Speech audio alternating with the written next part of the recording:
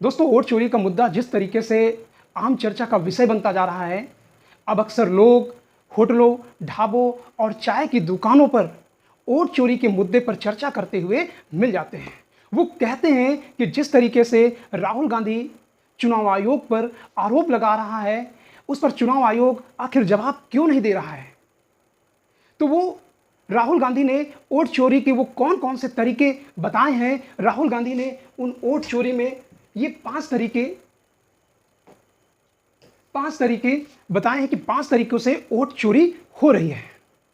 आइए देखते हैं वो 5 तरीके कौन से हैं जिनके माध्यम से वोटों की चोरी की जा रही है। राहुल गांधी ने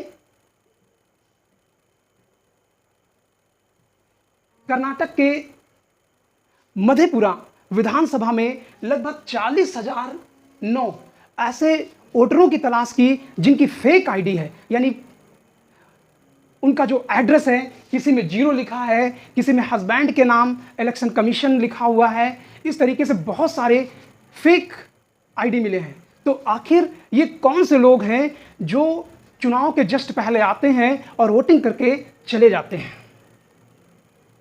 अब कुछ ऐसे आईडी हैं जिनमें मकान 0 पड़ा हुआ है। इस पर चुनाव आयोग ने यह जवाब दिया कि ये 0 उन लोगों के हैं जिनके घर नहीं है। तो लोगों ने कहा कि आखिर आधार कार्ड तो सबका है, तो 0 कैसे हो सकता है। तो इस पर भी चुनाव आयोग का कोई ठोस जवाब नहीं लगता है। और फिर आगे हम लोग देखते हैं कि वो पहला कौन सा तरीका है जो राहुल गांधी कहते हैं कि ये पहला तरीका है वोट चोरी का। तो उन्होंने कहा कि चुनाव आयोग के सदस्यों की नियुक्ति की प्रक्रिया में क्या कर दिया गया है, बदलाव कर दिया गया है। यानी पहले जो मूल संविधान में चुनाव आयोग की नियुक्ति की प्रक्रिया थी, उसमें क्या कर दिया, बदलाव कर दिया। पहले था कि प्रधानमंत्री रहते थे, मुख्य न्यायाधीश रहते थे और विपक्ष का नेता रहता था।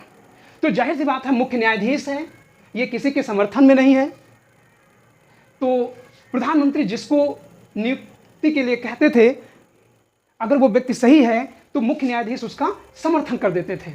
और जाहिर सी बात है, 2 और 1 से यानी 2 लोगों का समर्थन मिल जाता था और उसी को चुनाव आयोग का सदस्य बना दिया जाता था। बाद में उसी में जो सीनियर होता था उसको मुख्य चुनाव आयुक्त नियुक्त कर दिया जाता था। लेकिन वर्तमान में जो बदलाव किया गया है वो समझिएगा कि प्रधानमंत्री मोदी वर्तमान में है और गृहमंत्री को शामिल कर दिया गया है। यानी वर्तमान में जो गृहमंत्री हैं अमित शाह, वो भी शामिल हो गए।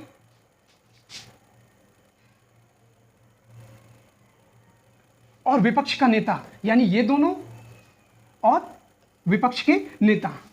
तो जाहिर सी बात है, ये दोनों एक ही पार्टी के हैं और जब एक पार्टी के है तो निश्चित रूप में समर्थन एक ही होगा। अब ये जिसको चाहेंगे वो मुख्य निर्वाचन आयुक्त बन जाएगा और यहां से मुख्य न्यायाधीश को क्या कर दिया गया, हटा दिया गया है। और जाहिर सी बात है, ये प्रक्रिया कहीं ना कहीं न्यायालय की शक्तियों को कम करने जैसा है। फिर भी न्यायालय ने इस पर ध्यान क्यों नहीं दिया, इतना संवेदनशील विषय है। आखिर ऐसी प्रक्रिया न्यायालय से गलती क्यों हुई, ऐसी प्रक्रिया को तो तुरंत रद्द कर देना चाहिए, ये प्रक्रिया ही गलत है। तो ये पहले वोट चोरी थी जिसमें न्यायाधीशों की नियुक्ति पर क्या कर दिया गया, बदलाव कर दिया गया। उसके बाद आगे हम लोग देखते हैं कि वोट चोरी की ये दूसरी प्रक्रिया देखिएगा कि दूसरा ये तरीका कौन सा है वोट चोरी का। इसमें यह कहा गया कि चुनाव आयोग के दौरान चुनाव आयोग जो भी कार्य करेगा उस पर भी कोई कार्यवाही बाद में नहीं की जा सकती है। यानी अगर चुनाव आयोग गलती करता है, गलती हो जाए बात अलग है, लेकिन अगर जानबूझ के गलती करता है तो उस पर कोई रोक नहीं होगी। यानी यहां पर मैच फिक्स करने का पूरा प्लान बना दिया गया कि अब इस पर कोई गलती, अगर जानबूझ के चुनाव आयोग कार्य करता है तो उस पर कोई दंडित कार्रवाई नहीं की जा सकती है। अर्थात मैच शुरू होने से पहले अंपायर पूरी तरीके से फिक्स हो चुका है। अब अंपायर की सुरक्षा की गारंटी भी हो चुकी है। यानी अंपायर को अब इस बात का डर नहीं है कि बाद में उसके साथ क्या होगा, लेकिन उसने क्या किया, यहां पर अपने आप को सुरक्षित कर लिया, यानी कानून बनाकर उसकी सुरक्षा प्रदान कर दी। अब यूं कहें कि चुनाव आयोग सत्ता की मदद करेगा और सत्ता चुनाव आयोग की, तो ये एक दूसरे के पूरक हो गए। तो इस तरीके से लोकतंत्र की स्थितियां डामाडोल हो सकती हैं। इसे तुरंत बदलाव करने की जरूरत है। तीसरे प्रकार की जो वोट चोरी की मुद्दा है, उस पर यह देखा गया कि वोटिंग के बाद अचानक परसेंटेज क्या हो गया, बढ़ गया। इसको लेकर लोगों के अंदर शंका हुई, तो कहा कि चुनाव आयोग से कहा कि आप हमें सीसीटीवी फुटेज दीजिए। तो चुनाव आयोग का इस पर जवाब आता है, क्या हम अपनी माँ और बहनों के वीडियो को वायरल कर सकते हैं? ये कोई बात है? ये कोई निस्ता है? आखिर आपने वहां टीवी सीसी कैमरे लगाए क्यों? क्यों अरबों खरबों रुपए बर्बाद होता है? चुनाव की सुरक्षा को लेकर लगाया जाता है, तो निश्चित रूप में यह जिम्मेदारी होती है कि सीसीटीवी फुटेज दिया जाना चाहिए। उसके बाद अगला जो मुद्दा आता है वो खासकर वाराणसी से आता है। वाराणसी में प्रधानमंत्री नरेंद्र मोदी होते हैं और विपक्ष में कांग्रेस के प्रत्याशी अजय राय होते हैं। यहाँ पर 6वें, 7वें, 8वें राउंड में अजय राय आगे चल रहे थे। इसके बाद लाइव जो दिया जा रहा था उस पर रोक लगा दी गई और अंत में एक जादू की तरीके से मोदी को विजयी घोषित कर दिया गया।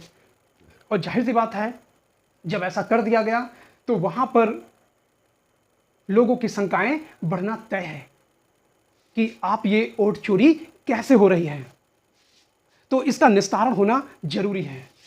अगला मुद्दा देखते हैं, चौथे वोट की चोरी कैसे हो रही है। इसमें विपक्षी पार्टी के वोटों को कटवा दिया जाता है। जैसे आप देखिएगा, उत्तर प्रदेश में यादवों को टारगेट किया गया, मुसलमानों को टारगेट किया गया, और ऐसे कुछ जागरूक लोग थे जो बीजेपी को नहीं वोट देना चाहते थे, उनकी वोटों को यहां पर काट दिया गया।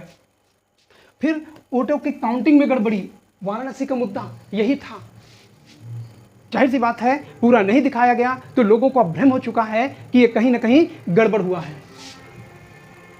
फिर पांचवी और अंतिम प्रकार की जो वोट चोरी का मुद्दा आता है वो ये है कि फर्जी मतदाताओं को नाम जोड़ दिया गया। जैसा मधेपुरा विधानसभा में ये दिखाया गया कि 40,009 ऐसे फेक आईडी हैं। पोलिंग बूथ पर पुलिस प्रशासन द्वारा लगाकर लोगों को रोका जाना कि आप वोट, आपकी फर्जी आईडी है, उनको मार के भगाया जाता है। तो ये सारी चीज़ें कहीं ना कहीं लोकतंत्र को कमज़ोर करता है। तो जाहिर सी बात है, अगर लोकतंत्र को बचाए रखना है तो आपको ये निष्पक्ष चुनाव आयोग को बचाना होगा, निष्पक्ष चुनाव आयोग बनाना होगा। आखिर न्यायालय ने इस पर क्यों इतनी बड़ी गलती की? तो दोस्तों, आपका क्या मानना है?